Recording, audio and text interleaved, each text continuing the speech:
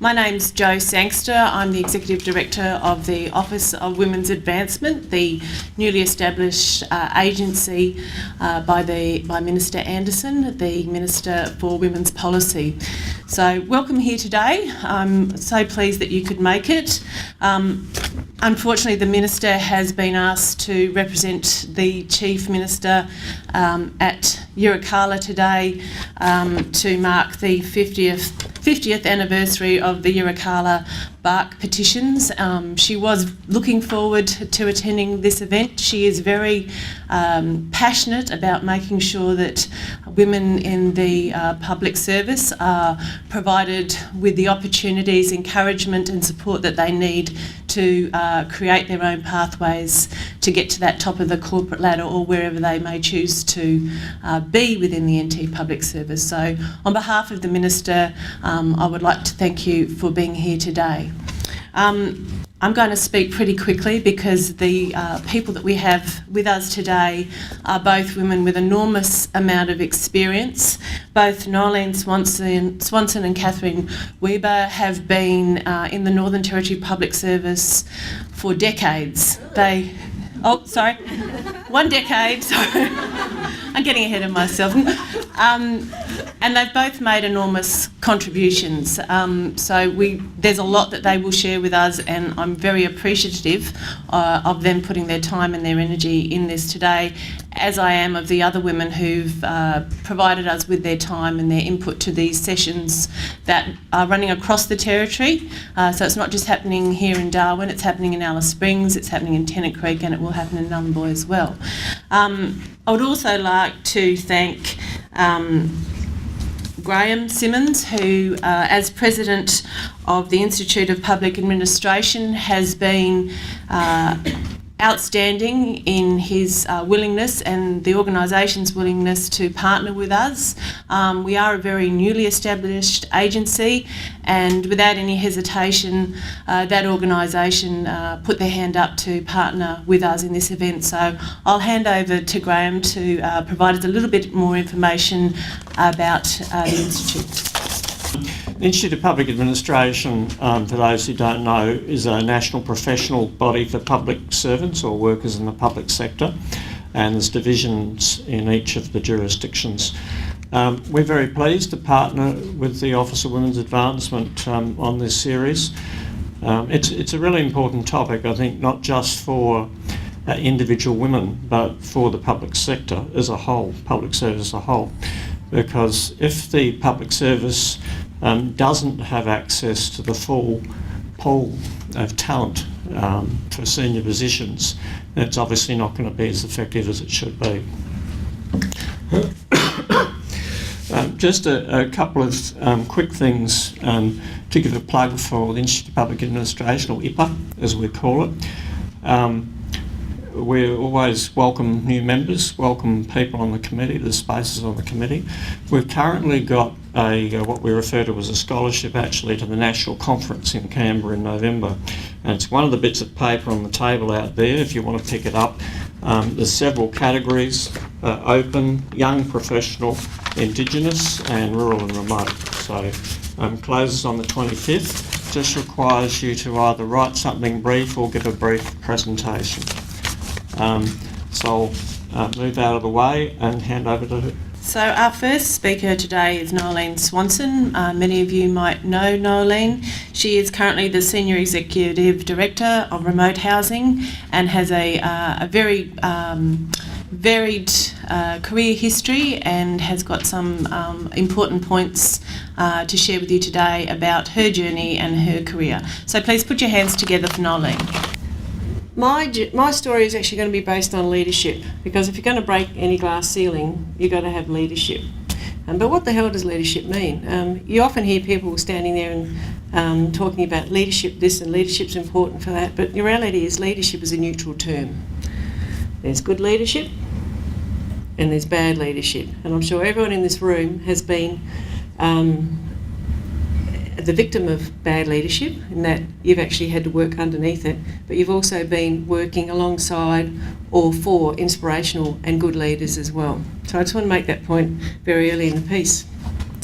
My opening slide has a crocodile on it, And my opening slide has a crocodile on it because if the NT News can do it, why the hell can't I? That's the bottom line. But look, this glass ceiling, does anyone know where it came from? The term? How long it's been around? When I had a look at this, I was actually quite surprised. 1984 it was coined. It was coined by a lady who headed up a magazine at the time who had actually hit the glass ceiling in that magazine and had been wooed over to work for another magazine that had a lot more female leadership at the top. And the lady's name was a lady called Gay Bryant, and this is what she said at the time. She said, "Women have reached a certain point. I call it the glass ceiling. They're in the top of middle management and they're stopping and getting stuck. There isn't enough room for all of those women at the top. Some are going into business for themselves and others are going out and raising families." I don't think too much has actually changed today in terms of that perception or the other choices that women are making right now. But I also want to put this into context in terms of some statistics, because that's the thing I like to do, a bit of an evidence base to something. The BBC reported in May 2012 that in senior positions across 11 key sectors, that women were in less than 30% of them, so less than a third. So that was last year. And currently, one in seven board members in all of the European companies, including Britain, is represented by a woman. So when you go back to 1984 and compare the same stats, it ain't changed much, girls, okay? But my beliefs, let me get on to my beliefs. I reckon that we're an absolute force to be reckoned with. And I think that if you look back through history, we've got some extraordinary women leaders who either politically, medically, scientifically, socially have made some amazing changes and some amazing contributions. And if you think about, I could reel off a list of names, but there's Mother Teresa, Marie Curie, Florence Nightingale, nursing background there, Maggie Thatcher, and just a recent leadership change in Australia as well with Julia Gillard, all groundbreaking in their own right and have actually made some significant changes and movements forward for women. So, what's the secret to their success? Does anyone have an answer to that? Is it genetics? Do they come from the good end of the gene pool? Is it because they were well educated? Is it because they had some sort of mentoring and support? Well, it could be all of those things, but my preferred notion is pretty old-fashioned. I think they all had a very daring dream. They all followed it up by bloody hard work, and they're also very determined and very resilient ladies to boot. So slide 2, please. Now this is what I'm going to have a bit of a yarn about with you all today. I'm going to tell you a little bit about me. I'm going to tell you a little bit about things I've learnt. I'm going to share a few stories, happy and sad. And I'm going to give you some hints for moving forward, for tapping away at that glass ceiling of your own, if you like. Next slide, please. I'm going to get my little slide master. Do you want me to get a little signal going? Okay. Okay, a bit about me. I'm the youngest of 5 kids. I have been very fortunate in my family and throughout my working life to have some amazing role models. So I grew up in my early years in the desert around Alice Springs, Yuendamu, with my grandparents, and where everyone would go out to work during the day and I'd be left into the care of some wonderful Aboriginal ladies who are grandmothers and aunties, and I'm still very close with today. I learnt a lot from them. I also had 2 amazing grandmothers, and this is one of them. This is my mum's mother, and she was taller than I am, and I'm a pretty imposing height in itself. This lady sent 3 brothers and 2 cousins away to the First World War, and only one came back. And they all died within a month of one another on the Western Front. She also sent her husband away, my lovely pa, Brooks there, and he came back from that quite injured. He actually had mustard gas and injuries, and it took him about 12 to 18 months before he became physically well enough to work full time. Now, as you know, during the war, a lot of the women went in to work. They went and took up office jobs and a whole bunch of other things while the blokes were away fighting for the country. My grandmother was one of those. So when it came for those people to come back and return into their jobs, she realised that they were going to be destitute and on the streets, and they had a couple of young kids they had to support. So she argued hard and long that she actually needed to keep some form of employment going so she could feed her kids. And there was a lot of resistance by that, because they said, no, you've got to go back, go away, Winnie. This time the blokes came back in. She fought to the point where she was threatening to chain herself to the council chamber fence in Adelaide, which would have been great front paper news for the Advertiser. But what came about instead was the bloke whose job that she was actually taking, he came back from war.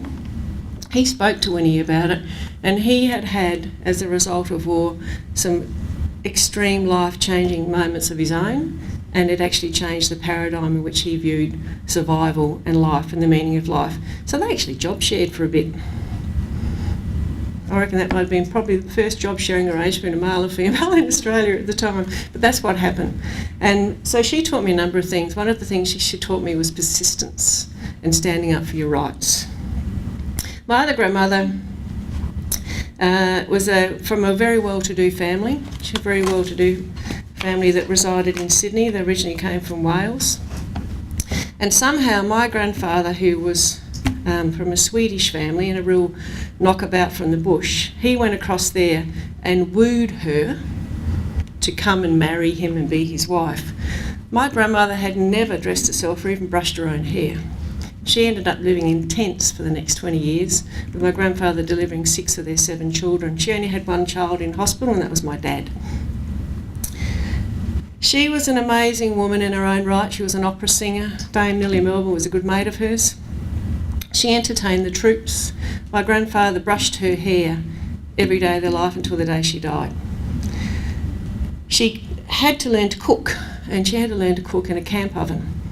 And the first thing, because she only knew one recipe, because she'd never cooked anything in her life, and that was to how to make the waffles for cream puffs. So that was the very first thing that she ever cooked in a camp oven. My strong memories of her, she didn't live a long life, needless to say, but my strong memories of her are being outside under the stars in Alice Springs and in her arms as she sang to me. And that was memories I still hold very dearly to this day. She taught me amazing survival skills, but she remained a lady until the day she died. And there's a memorial to her in Alice Springs, and it's called the Camp Oven Dolly Memorial, because the other thing that she had under her belt was that she had a very high level of literacy, and she used to write articles about Central Australia for The Australian.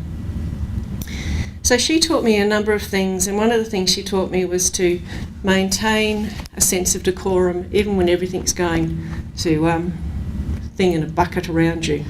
And she did that to the end of her day. Her second youngest son, my Uncle Don, I had married a lovely woman called Doss. And they were childhood sweethearts and got married at about 17 years of age and went off and managed stations all over Australia. And he would come home from, I spent all of my school holidays with him. We would come home from mustering, because I was a terrible schoolboy, so we'd be out on the horses all day and come home, and Doss would greet us at the door with her hair all made up with the lippy on and a cup of tea. Uncle Don would go off and have a shower, and he would come out all done up to the nines with a nice clean shirt on, his hair slicked back, and he would waltz her around the kitchen, and he did that every day of their lives until they could no longer waltz together again. And she told me an amazing story, which was where she taught me about compromise and having to always make a choice, make a decision. They were managing a station in far north Queensland. It was a horrific drought. Most of their cattle were dead, and the few cattle that managed to be alive was ones that had managed to get off the property earlier and send down south. They were down to the last 2 buckets of water. They hadn't bathed or cleansed themselves for about 3 weeks at that point in time for any personal washing, and they'd shot every horse but one, and that was Marnie Doss's horse, a horse called Bimba. They had a choice of use the water in the radiator and try and get out, or keep the horse alive for another couple of days. Arnie Doss was the one who made that choice to shoot Bimba and get out and survive. She taught me compromise and making a decision, and hard decisions have to be made, but it was a decision that was for the greater good. So I had some really amazing role models who taught me a whole bunch of things. And if you just click down once, that's me. I was a good-looking baby. Unfortunately, it didn't last as I grew up. And click down once more. And this is what I'm going to share with you. I think I'm getting older and wiser every day, but every day I make a mistake, and every day I learn from those mistakes. Just click down to the next one, please. And this is a pictorial interlude. I'll get myself ready for the next slide.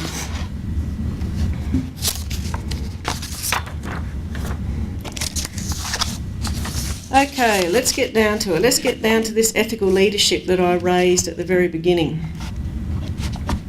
So I'm going to share with you a few things I've learnt through observation, as well as formal study, and a hell of a lot of trial and error, because as adults we learn from our mistakes. So what is ethical leadership? As I said at the beginning, essentially it's good leadership, and a good leader not only does his or her work well, but they also want to do good. And they want to build a better world. It doesn't matter what they're doing. An ethical or a good leader is not in it for the money, okay?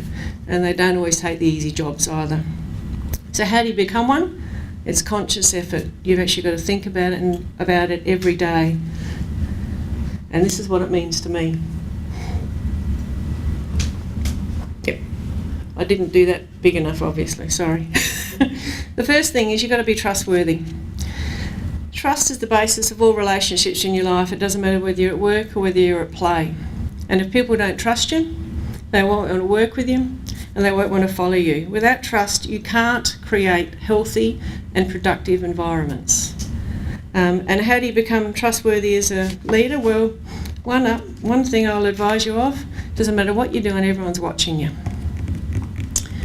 And they'll watch you really closely, and if you seem to be playing favourites, that's the trust gone right out the window. So be scrupulously honest in everything, all of your dealings, and make sure all your decisions are clear and above board and why those decisions are being made. When people trust you, they'll move mountains. They'll produce absolutely the best work. And the other thing too is that they'll know they can trust you and you'll always cover their bum, and so they'll tend to cover yours as well.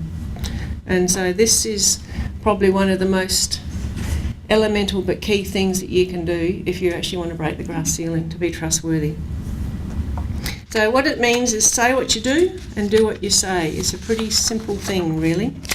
The second thing is, and this is a bit tougher, this one, you've got to actually examine yourself. You've got to be self-aware, and you've got to be very insightful about how you and your behaviours impact upon others.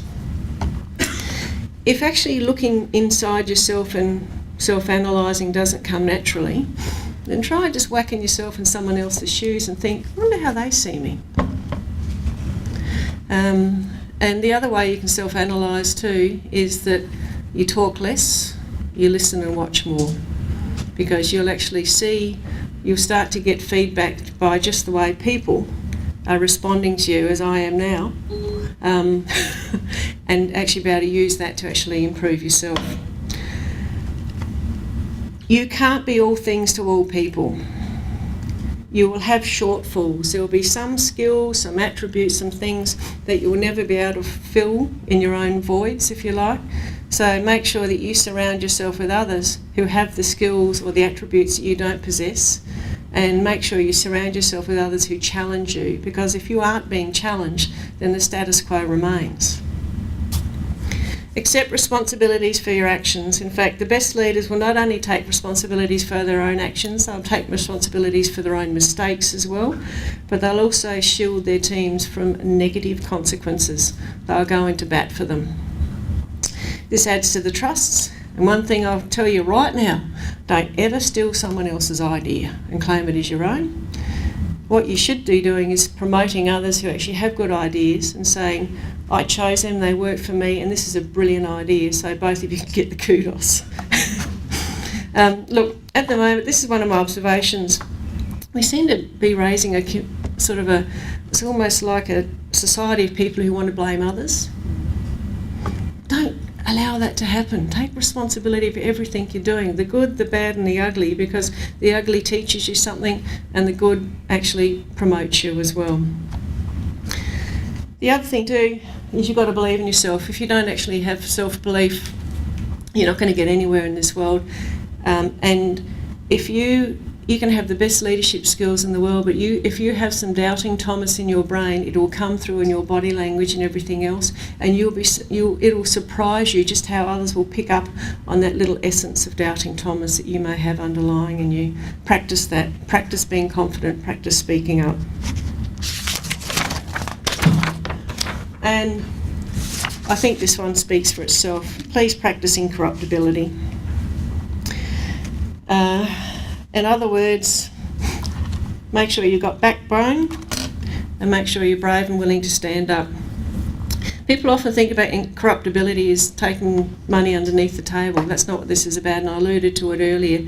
It's about the most common form of corruptibility is emotional bribery. It's that person who's really nice to you, and it's really easy to be nice back to them and play that little bit of favouritism because they're being nice to you. Or it's that person who speaks up and says all the yes things in meetings and things. It's really easy to lean towards that person instead of that person who's being quiet in the corner, or the cynical bugger at the end of the table who's actually pointing out where the risks and the hazards are. People will watch that. So this is one of the things I practice, is trying to be scrupulously fair, and I try to provide equal opportunity and recognition for all to have their voices heard, and that takes a lot of time and effort too, because there's something, people are going to say things that I really don't want to hear, but I should have to hear. The other thing too that's really important for those who don't have everyone, if you're managing people that are spread out all over the joint, you've got to spend 80% of your time communicating to those people who can't see you. Not twice as much, not 3 times as much, but 4 or 5 or 6 times as much, because as soon as people can't see you, they are making assumptions that those people who can see you are getting all your time. So you've got to work 5 times as hard to make sure you're communicating regularly with those people. And finally, no one's irreplaceable. So act with some humility, because you meet the same people on the way down that you meet on the way up. And I think we've seen over the years where people have learnt those hard lessons, and again, if you go back to that thing I said before, if you're able to put yourself in other people's shoes, you'll learn a lot from that, and humility is one of those lessons you will learn. I could tell you some stories about that, but I'm very conscious of the time available. So now let's get on to breaking through. Here's some lessons for you, and I'm going to try and tell you a story about this scene, but I always get emotional about it, so I'm going to take some deep breaths before I do tell you that story. Okay, the first thing you can do to break through is take charge and responsibility for your own destiny. This is that self-awareness thing. Analyse yourself. Go and talk to your boss, go and talk to your peers and say, what do you think I need to improve on? What skills don't I have that I need to work on? And actually take that in good stead and have a crack at it. Remain confident as you do it, and as you go through and you get that feedback, set some objectives to align the skills that you need to develop with what management is actually wanting to see in the organisation. So at this point I say, don't run around and say, right, I'm going to be in that job by 2014. That's not what I'm saying here, guys. I'm saying at a much lower level. I'm saying if you actually go to your boss and say, what skills do I need to develop? And they said, oh, you need to speak up better at meetings, which is what one boss said to me a few years ago. I set myself a goal of constantly demonstrating assertive and clear communication. I actually wrote this down in meetings and gave myself a tick every time I did it. And then I also worked out that try to be the last one to say anything too, if that's another hint.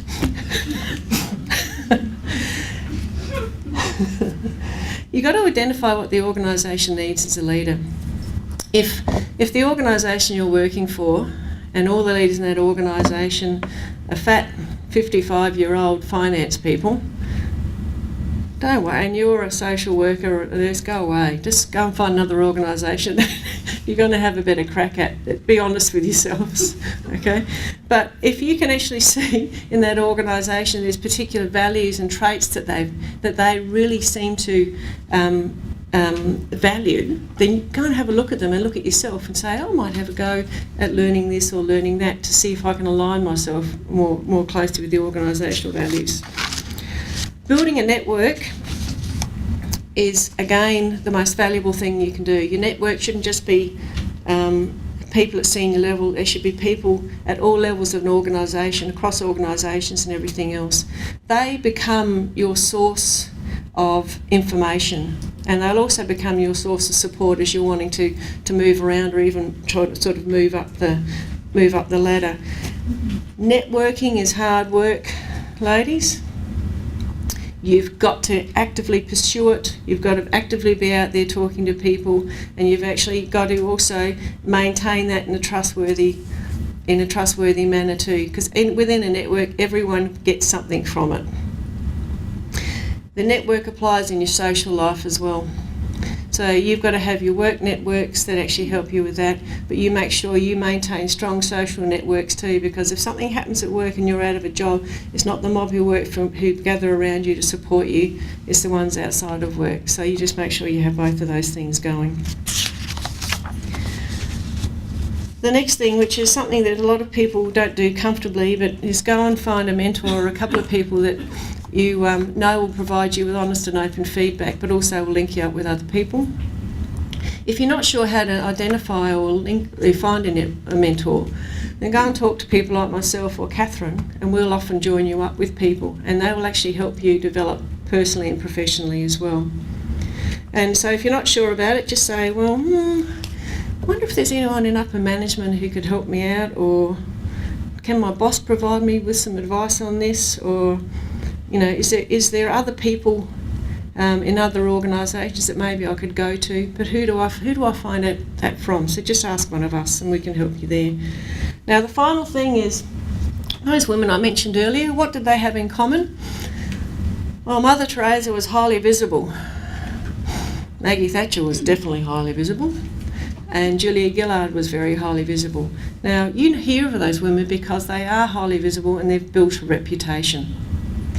So you've got to consciously build a reputation. The other thing too is ultimately the only way you're going to get ahead is to get noticed. You hide your light underneath a bushel, you're not going to get anywhere.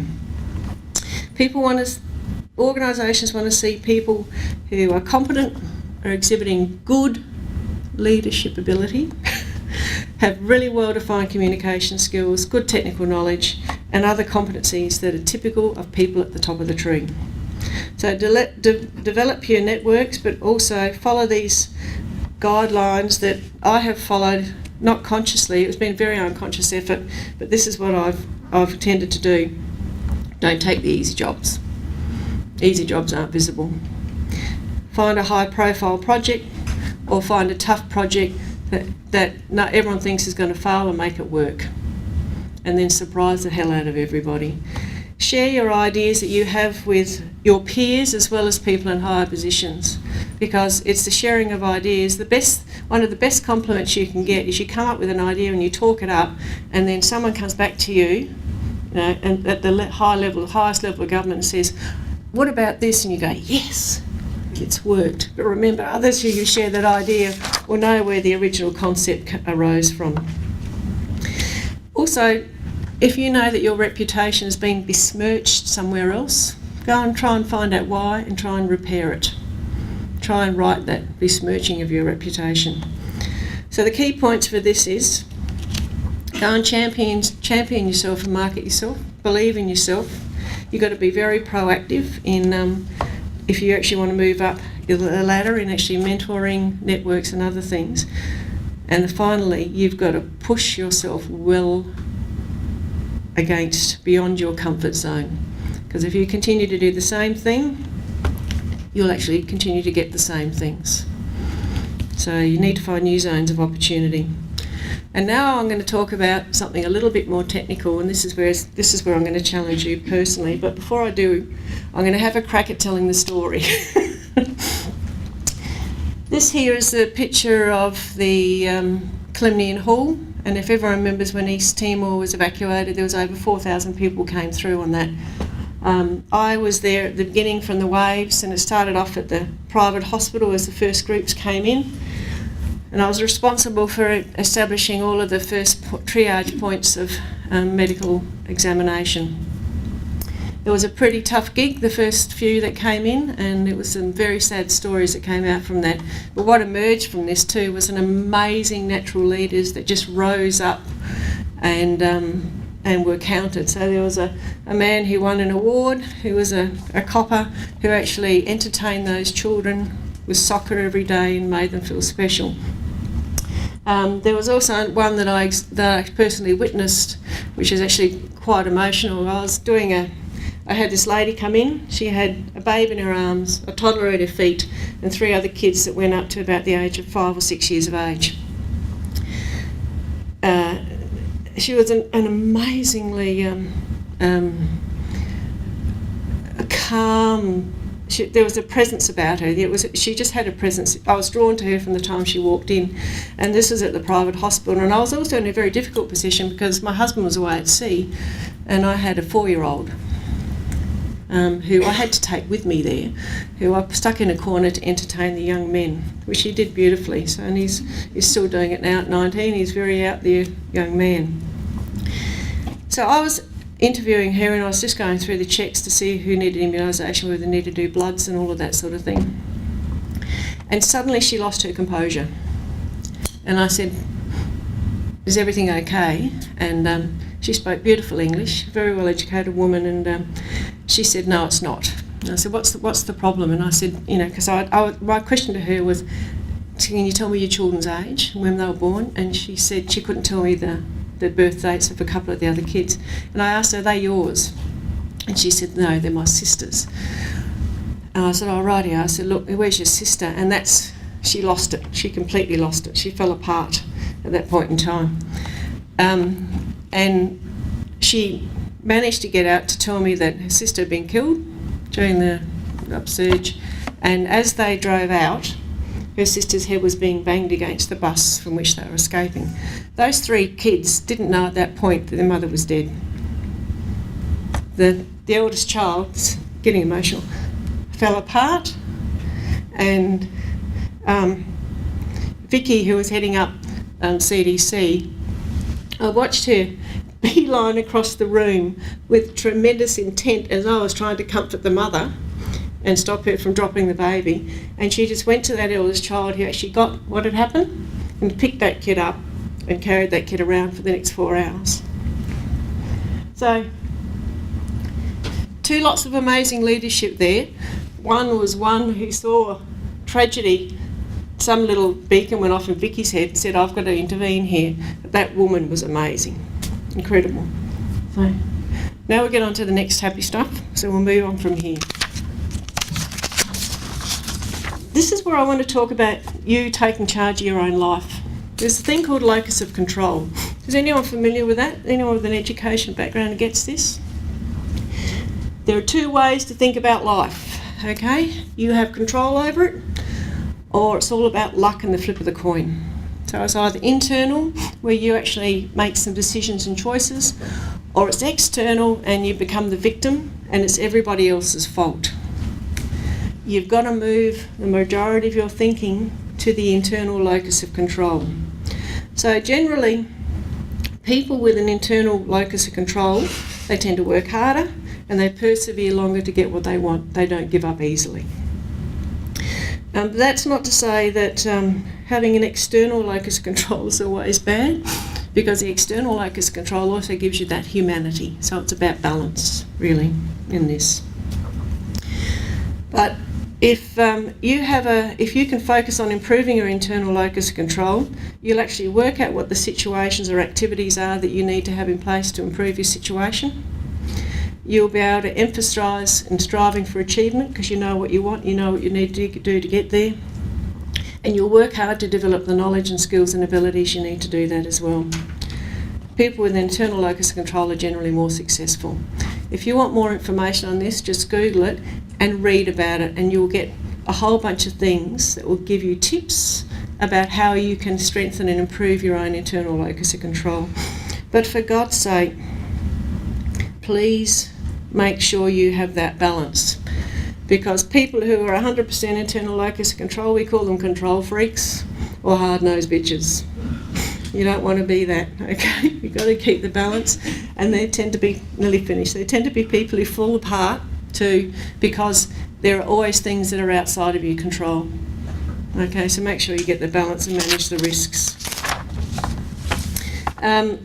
So recognise the fact, and this is what internal locus control is about, recognise the fact you have a choice. Even not making a choice is a choice, and if you choose to allow others or other people to decide for you, that's still a choice, but your choice is externally motivated. Flip through, and these are the last slides. I don't even have to talk about these, so just go on to the next one. 3 points, if you can only take this away: don't use email as a weapon. If there is a misunderstanding or a perception, please reconnect with humanity, get on the phone, walk around the corner and clear up that misunderstanding.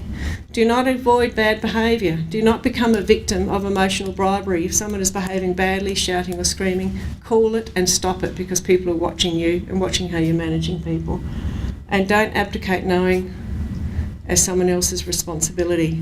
If you're in the job, you make sure you know, or you find the people who do know who are keeping you informed. Flip through, and this is the last bit, sorry. Next one. I'm going to leave and go to the next slide again. I'm going to leave with Jo a test if you want to know what your locus of control is. Just there for you. And this is a few things that I strongly believe in. Next one. Very important if you want to change yourself. I think Leo got it together there. And this is very important.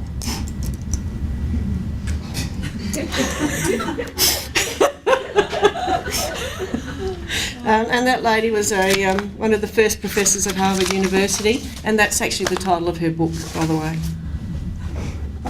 You can flick on now and just go to the last couple. Thank you very much. I'll be very quick. So now we have Catherine. Catherine is the Deputy Chief Executive in the Department of Education and Children's Services, and she was born in Alice Springs, and I'll let her tell the rest of her story. Thank you. Welcome everybody, this is where I work, so welcome to my place, and I don't know if we did this at the beginning, but thank you to the Larrakia people for letting us meet here today, and I hope that you all get something out of this discussion, this session. I think I'm a pretty ordinary sort of person, but I think when I stop and reflect on what I've done in my working life, I think maybe others can learn something from that. So I'm very happy to share that with you. As Jo said, I was born and bred in Alice Springs and grew up there for most of my life. I went off to boarding school for a couple of years and that taught me a lot about myself and a lot about the territory versus the rest of the world. Opened my perspectives, but it also helped me realise that this is where I wanted to be. I worked in Alice after I failed at university. I failed pharmacy. I was studying pharmacy and I failed second year twice and they kicked me out. So I came home and I worked in the hospital, in the pharmacy at the hospital in Alice, and I loved that. And then very shortly after that I was recruited to the education department salaries section as an A2 salaries clerk. So that's even lower than what an AO1 is nowadays. And so I started in the education department way back then, in the early 80s, so 30 years later I'm back again, but in a different sort of a role. And I worked through salaries, personnel, recruitment, all those sort of people type jobs. I worked also in the Conservation Commission, as it was then, now Parks and Wildlife in Alice. And then I joined the Chief Minister's office when Ian Tuxworth was the Chief Minister. So I worked in that office for a couple of years, and that was really valuable experience. It's a really different world from the public service. And then I decided I needed to go back to university and actually get a degree, and because nobody would give me any credit for anything if I didn't have some sort of formal qualification. That's how I thought, but in fact that's not true. I've realised that as time goes on, it's more about what you're capable of, how you approach your work, and how you work with people that speaks more for you than your formal qualification.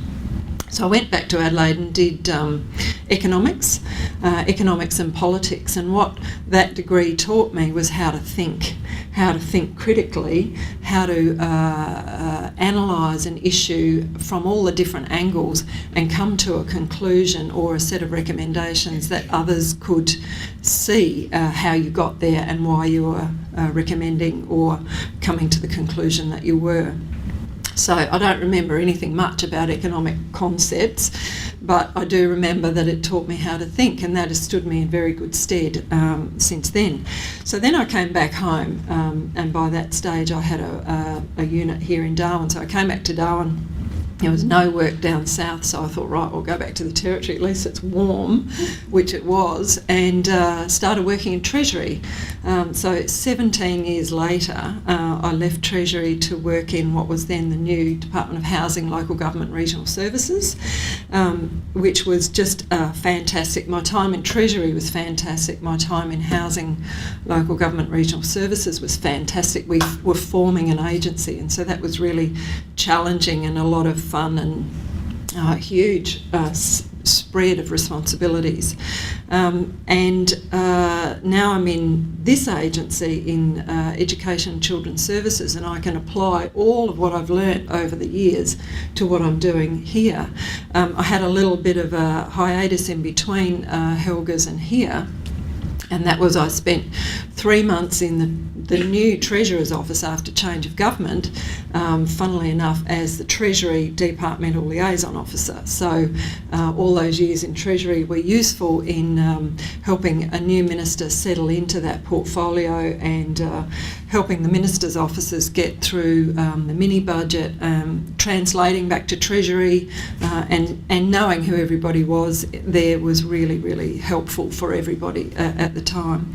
And then I had 4 months in the Office of Commissioner for Public Employment.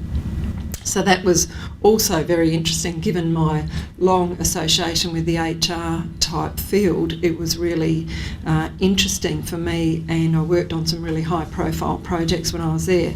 So that's my potted history. I've got an economics degree with a second major in politics, because that was more interesting actually than the economics. And then I went back to, when I was working in Treasury, I went to CDU and did my Master of Public Policy. And that was the most useful degree that I did, because everything all the subjects we did were so applicable and relevant to what I was doing in Treasury every day. So it was no great difficulty to do that. In all the places that I have worked with women who are strong women and women who are comfortable in what they do and comfortable with their authority and comfortable with taking responsibility. And I've learnt from those women along the way, and very purposely spent a lot of time quizzing them about why is this situation the way it is, how do you interpret that, give me your perspective, and learning from that. And then applying my own experience and values over the top of that to reach my own conclusions. So just in a mechanical sense, some advice that I would give to you is, if you have the opportunity to work in a central agency, and by that I mean Department of Chief Minister, Treasury, the Commissioner for Public Employment, and even Justice to an extent, where you look right across government. do a stint in those agencies, because you get a really different perspective when you have to look at the whole of government than you do when you're either just in education or just in police or just in health, you know.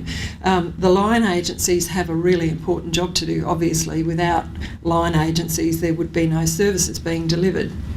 But you only ever think about your patch, and that's natural. If you want to expand your perspectives and the way you think about things, take the opportunity to do some time in a central agency, because you will get different perspectives by having to think about the whole of government and juggling all those different competing priorities across agencies if you work in a central agency. I'd also say, if you get the opportunity, spend some time in the corporate part of your department. Once again, whether it's corporate services or ministerial liaison or any of those sort of central areas, once again you're looking across the whole department. So in your work unit, you're concerned with what you do in that work unit, but there are a whole series of work units in an agency, and someone has to be looking right across the whole agency, and you do get different perspectives when you are sitting at the centre or in a central spot. Similarly, if you get the opportunity and it's your inclination, spend some time in the Minister's office. Put your hand up to be a departmental liaison officer.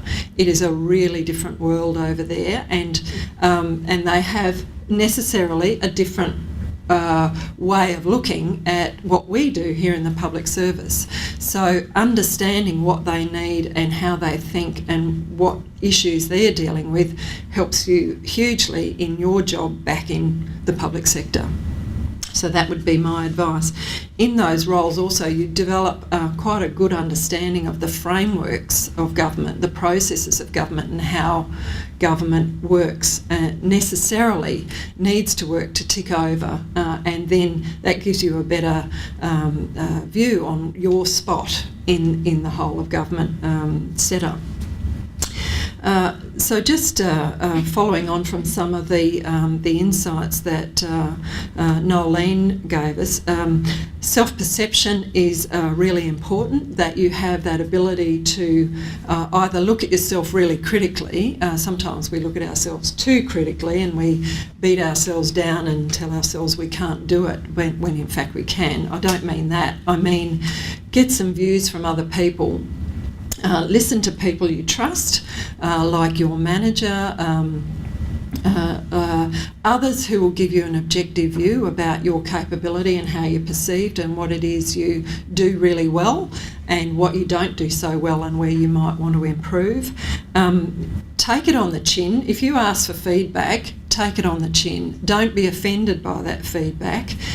If you don't agree with it, test it out with other people as well, because there may be an element of truth in that feedback. But, you know, if there are things that are holding you back, the way you deal with people or the way you approach an issue, listen to that feedback and try and redress that. But test it out with others if you want a bit more information that helps you come to grips with that. Be ethical in your behaviour. Always be ethical.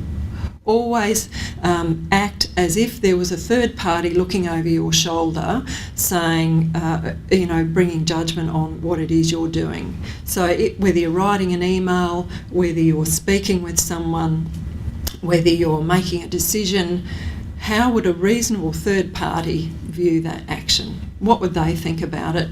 And would it be reasonable in their eyes? And that helps you to take measured actions that's supportable, that you can defend and argue or demonstrate to others that you've done the right thing or tried to do the right thing. Behave according to the NTPS values and the values of your agency. So ethical behaviour is one of those.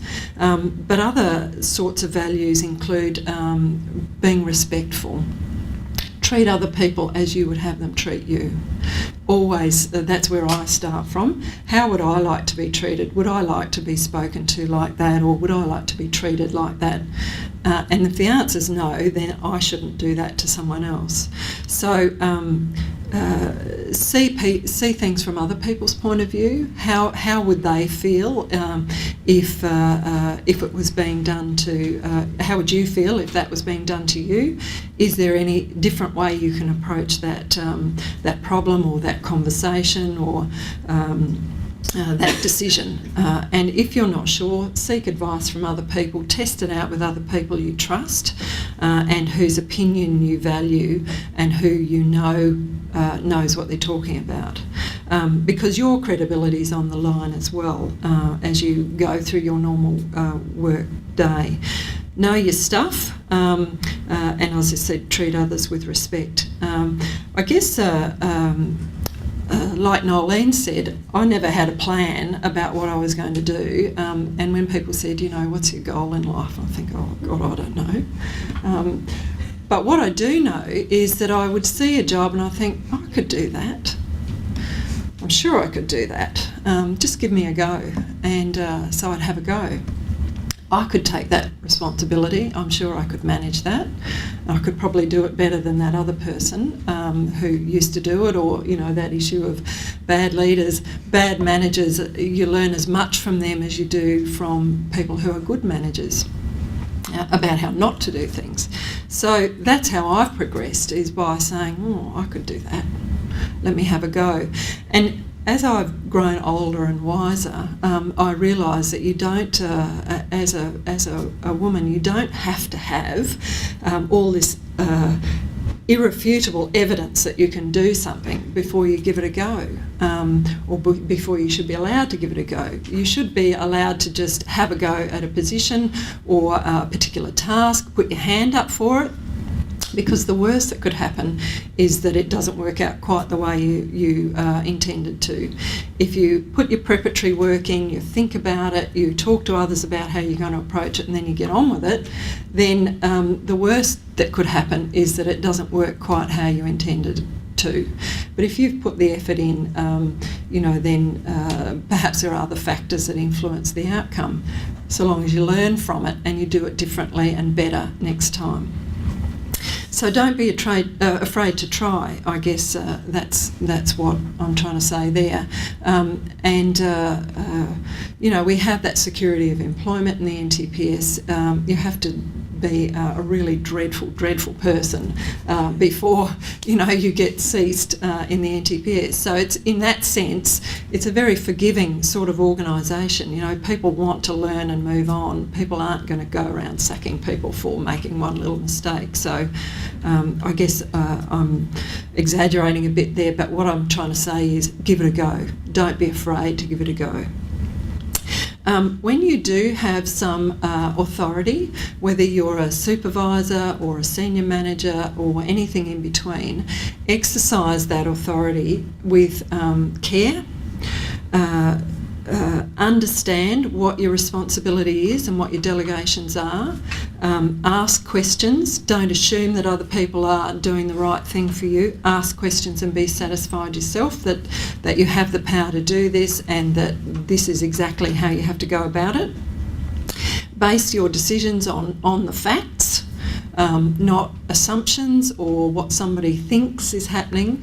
Base your decisions on the facts and then exercise your careful judgment around that. And like I say, make sure that what you do could always be viewed by a third party as a reasonable thing to do. So there's nothing worse than people who get a bit of authority and a bit of power and who just exercise that with gay abandon with all sorts of adverse outcomes. You know, if you have power and authority, it's been vested in you for a reason, and you've got to respect that and deal with that very carefully.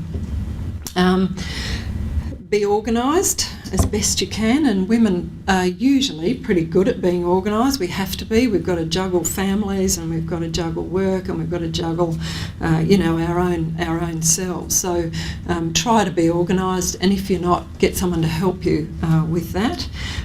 We are pretty good at multitasking as a general rule, which is a good thing given all of our responsibilities. Tap into others who have different skills and abilities to you. And who have different strengths. We can't do everything ourselves. we're all good at something, and everyone is good at something different to the next person, but we can't do everything, and we shouldn't beat ourselves up for not being able to do X. But somebody else can do that, so let's enlist their support or their help with that. And I'm getting the wind up, so I'm hurrying up. But don't be afraid to ask for others. Keep learning is the other thing. Never stop learning. Always learn from mistakes. Learn from your professional organisations like IPAA and the Institute of Human Resource Institute of Management, any other sort of professional support. Learn. Always be learning. And realise that not everyone can be a chief executive. So we all can achieve at different levels. Find your level, be comfortable with that, expand outwards as well as upwards. And just be satisfied with that contribution that you know you can make if it's a really good, solid contribution and everything that you've got to give. So I guess that's in a nutshell what I want to say. The other thing, just turning back to families, my mum and my dad, neither of them ever put any constraints on me in terms of what I could achieve. My dad particularly, who came from Germany in the war and became an Australian in the mid-50s, he never ever once said that I couldn't do something. In fact, he assumed that I would do whatever and as much as I wanted to do. So that's the sort of basis that you work from, and it just shows you how much families influence the people that we are today. So thank you for the opportunity to talk to you, and I hope you've got something out of